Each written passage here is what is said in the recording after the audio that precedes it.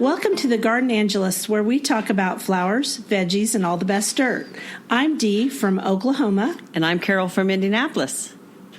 Good morning, Carol. Happy New Year. Happy New Year to you, Dee. 2019. It couldn't get here any sooner, in my opinion.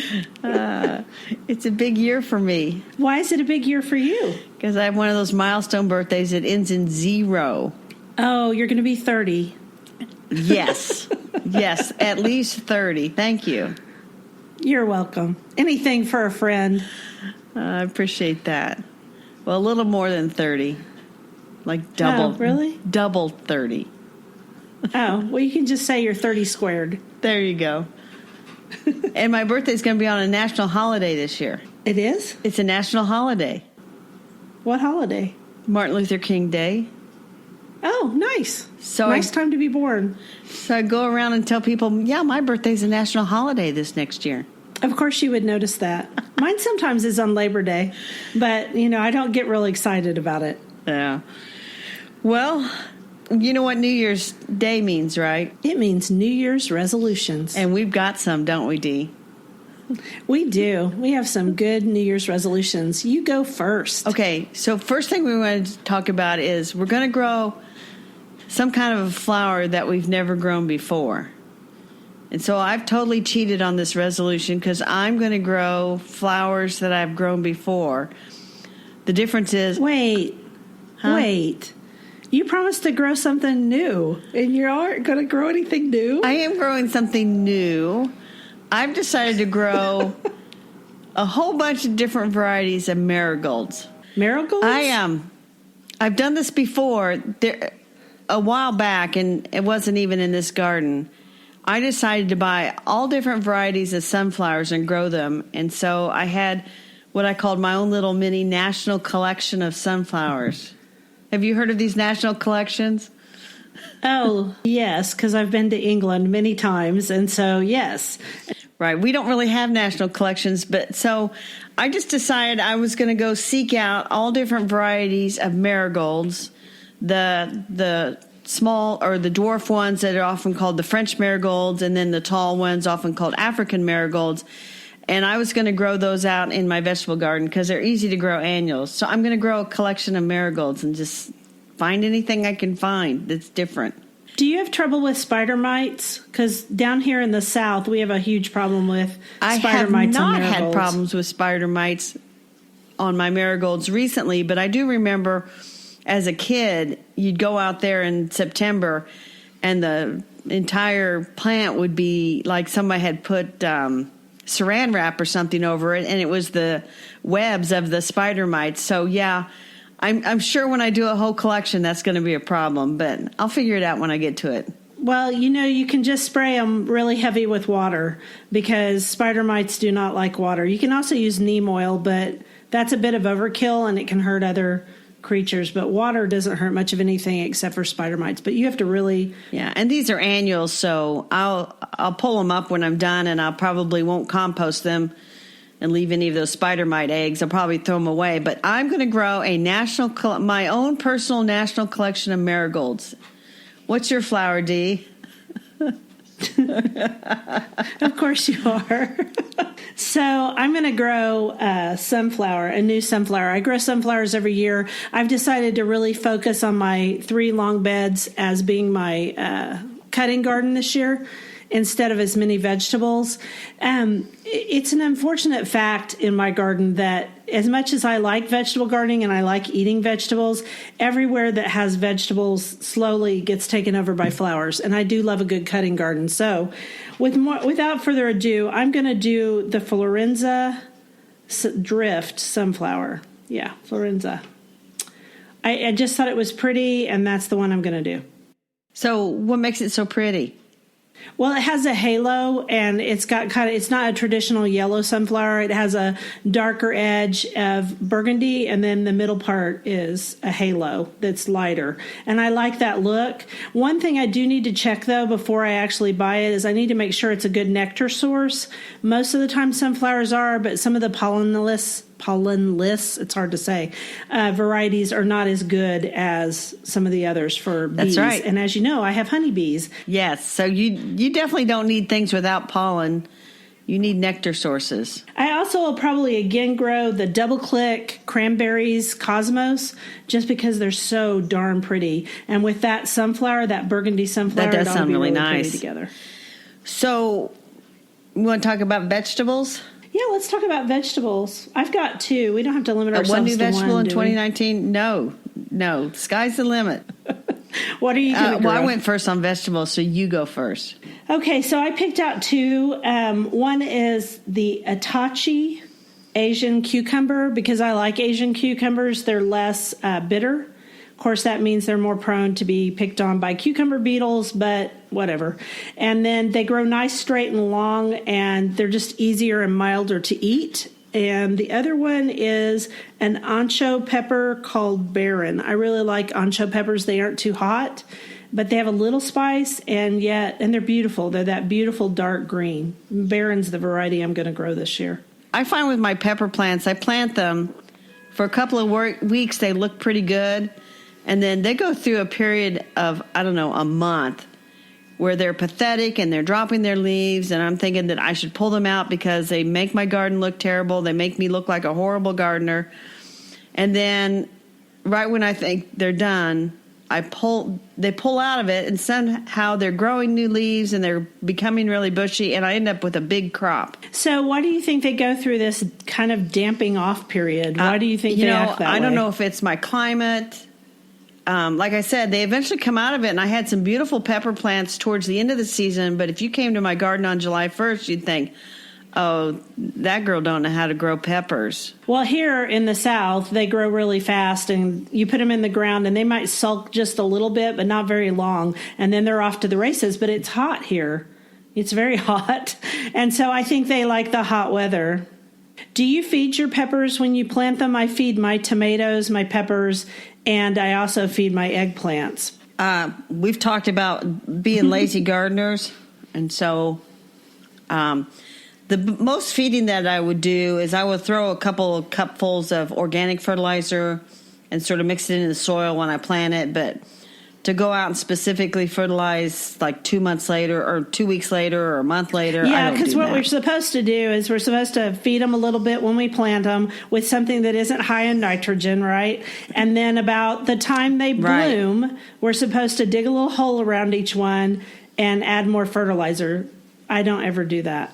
I don't either. We've talked about this before. There's the what you should do, and then what Carol and Dee do, which is as little as possible. Well, I'm busy. By then I garden about 1.5 acres. I don't have time to mess with no silly pepper plants. I might put some more leaf mold around them, like if I think they're getting too hot. One more thing we might talk about with peppers really quickly is down where I live, they get sun scald.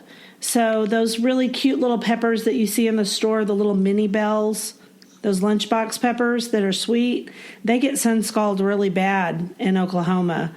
So they do, and so do my tomatoes. So I try to buy peppers that have a little thicker wall. That's a good idea. We don't really have that many problems. So tell me about your veggies. Well, my veggie, I got this collection theme going for 2019.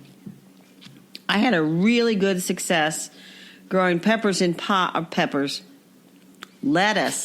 in pots up by my house. Did you just say peppers? You just said peppers? I meant lettuce. I meant lettuce. Okay. Lettuce. You're growing a bunch of different lettuces in different pots, or are you growing a mesclun mix? Well, I'm going to use more of my pots on the patio to grow lettuce because I can go out and just pick a few for a salad or a sandwich or whatever. And in the shaded areas on the patio, I can grow lettuce all summer long, I found out. So I'm going to do, again, a research and get all different kinds of lettuce greens to plant. Okay, so red ones, green ones, yellow ones. Growing them all summer on the... That's hilarious. That would never happen here. But I love that you can. We have a very short lettuce season. It's a beautiful short lettuce season, sort of like your youth, No, I didn't think I could, but then I had a pot that I didn't have any flowers to put in it. And I thought, you know what, I'm going to throw these lettuce seeds in there and see what happens. And voila, I had lettuce all summer long. Nice. I like it. So I'm going to do arugula, endive, lettuce, anything that's a green that you don't have to cook to eat. Sounds good to me. If I could do that, I would so do it. I can grow lettuce in the spring and in the fall. And I can also grow it in, if we're having a really mild winter, then I can grow it in covered areas over the winter time. Actually harvest it. It doesn't grow much, but you put it in the fall. I cannot grow lettuce in the summer. I can grow peppers, though. What about some of those lettuce varieties that they say are slow to bolt? Yeah, they're slow to bolt here, too. They don't bolt. In fact, there's one, I think it's called Nevada, which is one of my favorite varieties of lettuce that doesn't bolt, but it turns so bitter that you can't possibly eat it. Well, then what's the point? Exactly. That first hot day, that's over with. It either bolts or it tastes bitter. So you know when lettuce season is coming to an end, when you gather a leaf out in your garden, snip it off, put it in your mouth, chew it up, and go, oh, yuck. And spit it out. So that covers our vegetable for 2019. Me growing collections and you having specific varieties. I'm going to have to get somebody to give me some free seeds or I'm going to go broke. Oh, I think you can get some free seeds from a couple of places. Probably. So let's talk about all the best dirt. We're going to talk about some gardener's resolutions. We can talk about gardener's resolutions, and then I've got another little piece of dirt that has to do with my sunflower. Oh. Do you have any gardening resolutions? I have some listed here that I've written about in the past. Oh, you go first. So you know how sometimes you buy a plant and you don't know where you're going to plant it in the garden, so it sits in this pot all summer? No, that never happens to me. Oh, you lie. So your resolution's going to be, I'm going to stop lying about my gardening. Yes, I do know what that's like. So I thought that would be a good resolution to not buy plants unless you know exactly where you're going to go plant them. That's a great resolution. And I'll be honest, my garden, my perennial garden, is too full now. And my husband keeps talking about, expanding it yet again. And I'm like, and who's going to work in it? So I probably, if I can stop myself, I'm not going to buy any plants this spring. What? But what happens if you see a plant that you've never seen before and you don't know where you're going to plant it? You're going to have to throw that resolution out because you might resolve that you're really going to go for it and buy new plants that you've never seen before. Well, I hope I don't do that. I hope I just buy the plants for my front pots and my back pots and my seeds for my veggie garden and my other cutting garden, and that's it. That's going to be my resolution. I'm not buying perennials, shrubs this year. Maybe I'll buy a tree. How long do you think that resolution's going to last? Well, I'm sure you'll keep me. You'll tell me as soon as I fail. It might last for maybe 5 minutes, but I'm going to try. Do you ever buy plants off the markdown racks at the store? You mean at the box store where they mark them down all the time? Yeah, where they've totally not taken care of them, and they look like, well, they don't look good. They look pretty close to compost, but you think, hey, for $1, I'm going to try that? I'm not as tempted as I used to be because I kind of have gotten over saving plants. I decided to set a boundary there and say it's not my responsibility to save the plants that other people kill. There you go. So we don't need that resolution because neither one of us, I avoid those racks. I've never seen anything on that rack that was worth saving. No, because usually they're half dead, but there are a lot of people clustered around. I mean, if you have a source within the box store, I have a friend who has a source, and so she gets called the minute that they're marked down, and she has bought some really great stuff, but that's because she has a source. Yeah, that should be another New Year's resolution, which is befriend your local garden center people, because once they know who you are, they will tell you about new plants that have come in that you might like. They'll help you there, just like we help people. Why do you think we started blogging? Because we wanted to enable other people, I think. I have a resolution. Yeah, you want to hear mine? What's that? My resolution is that I'm going to the gym again today. I went to the gym already this week and lifted weights, and I'm going again today, and I'm going to try to go 3 to 4 times a week because I need to really get strong again for spring. Sometimes in the winter I let myself go, and then I'm in so much serious pain by the time I work out in the garden a couple of days, and I don't want that to happen this year. So that's my resolution. That is a great resolution. Stay in shape for gardening. Yeah, because I don't care about other reasons, just for gardening. That's right. Not for your health, not for your family. Nah, it's just so you feel good when you're gardening. Exactly, so that you can actually enjoy the process instead of lying in bed crying at night at the end of the day. Well, I've never done that from pain from gardening. My other resolution is I'm going to weed more often so that I don't have to have like a weekend weeding marathon to get everything back in shape. Well, now that you're retired, you don't have to do that. I mean, you used to have to do that because you worked all week and you were tired. You're making my resolution sound really easy. You can do it. You can go out there and weed a little bit every day. It's better than going out there once every month and just going crazy. I hope I can keep up with the weeds. I want to be like some of our friends that we know and love who basically garden even in the wintertime and cut back their grasses and do some other tidying things so you aren't trying to do it all in March. That is a wondrous thing. And, well, so far our winter has been mild enough that, like today, it's kind of wet, but I could go out and do a little bit of gardening. But I've lived in this climate my whole life, and I'm not programmed to garden in December and January. Neither am I, but I don't know if it's climate change or what it is, but like this year, it's really cold today. I think it's 36, but most of this winter hasn't been cold at all. So I could be out there just gardening to my heart's content. Am I? No. Yeah. And I think about stuff I could do out there, and if I just went out there a little bit at a time, I could get some stuff done. But like I said, I don't go out in January because it's supposed to be cold, even when it's not. Me neither. I need to go out in February, though. We can talk about that more in February, but there's certain chores I do in February every year because I am a month warmer than you are. That's right. Just like the people in Texas, especially south of Dallas, are a month warmer than I am, which is interesting. And then you get further south than that, and those people are gardening all the time. Yeah, we have one friend down in Katy, Texas, and she's gardening. She gardens every day in the winter, but she can't garden in the summer. It's too hot and humid. That's true. So she gets her break in the middle of the summertime. Isn't that weird? It's almost like she lives in Australia or something. Because let's face it, even though we all love gardening as much as we love gardening, it's nice to have a break. It is nice to have a break. And it's a good time to think about what you want to do this year, which is... So I can't believe we are in 2019. It's incredible. Okay, I have another piece of dirt for you, too. What is that, Dee? Okay, so I hope I can pronounce this word, but remember how we were talking about sunflowers? Sunflowers have this property, and it's called allelopathy. And allelopathy is the property of basically not being a joiner, not letting other plants grow near them. Okay, and that's been studied a whole lot in the farming community because they plant sunflower seeds for sunflower oil. And then sometimes when they go back into I was going to say pasture, but that's not the right word. The growing fields. They go back in the fields. I'm sorry. They go back in the fields. They can't grow something there because of the allelopathy.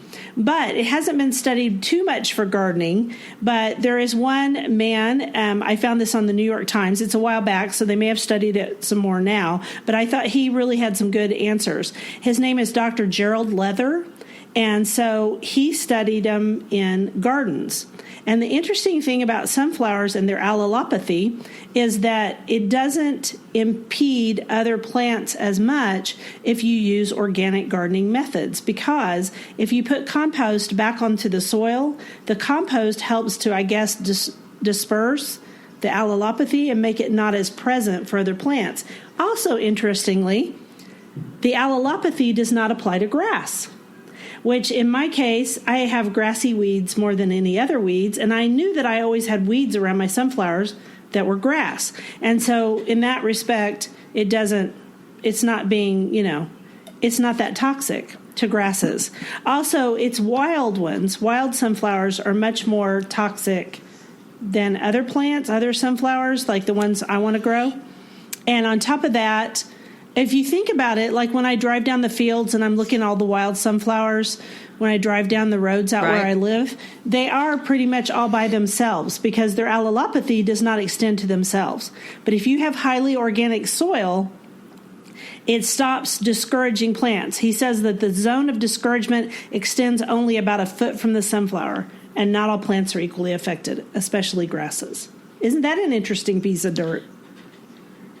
That is an interesting piece of dirt. And do you have walnut trees in Oklahoma? Yeah, we have wild walnut trees, and they also have allelopathy. Allelopathy, and walnuts are worse than sunflowers. You really can't grow much near a walnut tree. You can't grow tomatoes near walnut trees at all. Yeah, and I think some other other ones too. It's interesting too because I have a different type of sunflower, and I can't think of the name of it right now, but it's one that's more of the wild type, and it was found down in Australia. And actually, things grow around that just fine. So I don't know. I haven't ever really had trouble with it in my garden, but my garden is highly organic and has tons of organic matter, so that might be why. That could be. Yeah, different plants have that secrete chemicals that keep other plants from growing around them. It's fascinating. Survival. It's back to that survival of the fittest thing again. Yes. And so I actually got a book about this that I'm getting ready to read. And, of course, I tell you, I got a book. I'm getting ready to read it, and I can't think of the title. So I'll put that in your program the notes, show notes. Yeah. Yes. Well, you've read, how many books have you read this year? Because maybe that'll help allay the fact that you can't remember this. I've read 99 books so far I read 99 books in 2018. Actually, no, I read 100 books in 2018. I made it to 100. Wow. So don't quiz me on every book, and probably only 25% were related to gardening. 25%? Wow. I would say 40% of mine were related to gardening because I read a lot of gardening books this year. I think I'll read a lot more gardening books in 2019. I think you will too. So I'm going to set my goal to be 100 books again. Okay, my goal was 52 books, a book a week, but I didn't make it. I think I got to 42. Well, my original goal was 50, so basically a book a week and a couple of weeks off. And I got to July 1st last year, and I had hit 50, and I thought, oh, just go for it. That's impressive. So that's why I decided. Yeah. And my sister, my little bratty little sister, she says, but you don't read very thick books, do you? I'm like, yes, some of them were thick books. Did she also say they weren't small print, that they were big print? No, she was not. No, she did not do that. Well, that was nice of her. But, yeah, I told her about our podcast, and she'd promised she'd listen. So now I'm going to find out that she'd listen to me talking about my book reading. Yeah, she's going to say something to you about it. Well, I think that wraps us up for today. Everyone, follow us on iTunes. You can subscribe there, and you can also follow us on Instagram and Twitter and also on Facebook. We'll be glad to answer questions. We'll put anything we talked about in the show notes today. And if you do follow us or subscribe to us on iTunes, could you please give us a good rating if you enjoy this podcast, because that's how we get more subscribers and how iTunes remembers that we're even here. And if you have any questions at all, email us at thegardenangelists@gmail.com. And we will be happy to answer. All right, Carol. Happy New Year, hun. Happy New Year to you. Bye. Bye.